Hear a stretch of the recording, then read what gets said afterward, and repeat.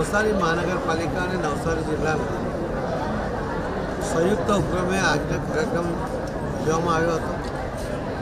આવનારા દિવસોમાં વિકાસના કામો કેવી રીતે કરવા, કયા કામો કરવા, હમણાં સુધી કેટલા વિકાસના કામો પૂર્ણ કર્યા છે અને કેટલા કામો પાઇપલાઇનમાં છે એને પણ અહીંયા પ્રદર્શિત કરવામાં આવ્યું છે, માહિતી આપવામાં આવી છે.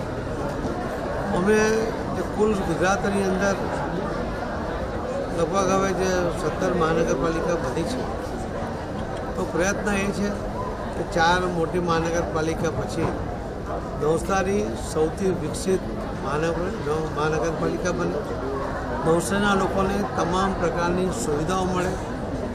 વિશિષ્ટ પ્રકારના લોકો માટે જે સિનિયર સિટીઝન છે કે દિવ્યાંગ ભાઈ બહેનો છે એમના માટે પણ જે જરૂરી વ્યવસ્થા એમાં બને એવો અમે પ્રયત્ન કરવા માટે જે અધિકારી કર્મચારીઓ દ્વારા તૈયાર કરેલ પ્લાન અને પદાધિકારીઓ અને સરપંચો અને આગેવાનો દ્વારા જે સજેશનોથી જે એક કંપનીને પણ કામ આપવાનું છે એના દ્વારા આ કામ શરૂ કર્યું છે. એક પેડ માં કે નામ, એ જે મોદી સાહેબનો સંકલ્પ છે એના માટે પણ, સ્વચ્છતા માટે પણ નવસારી નગરપાલિકા, મહાનગરપાલિકા અને નવસારી જિલ્લાના તમામ ગામો જે આગળ પણ એક સાથે બધા સફાઈ કરવામાં આવી હતી અને ફરીથી ઝુંબેશ ઉપાડીને દરેક ગામની સ્કૂલોમાં એની વ્યવસ્થા, એનું રિપેરિંગ,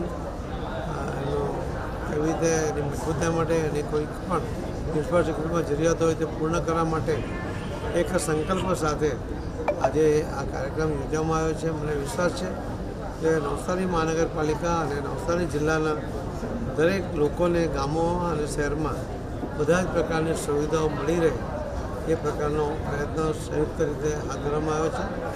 નગરજનો અને ગ્રામજનો તરફથી એમાં સહકાર મળશે. એ જે ઇન્ફ્રાસ્ટ્રક્ચર બને એની ક્વોલિટી એની જાળવણીમાં એ મદદ કરે, જાગૃતિ ફેલાવવામાં મદદ કરે, એ એમની પાસેથી પણ અપેક્ષા છે. ખૂબ ખૂબ ધન્યવાદ.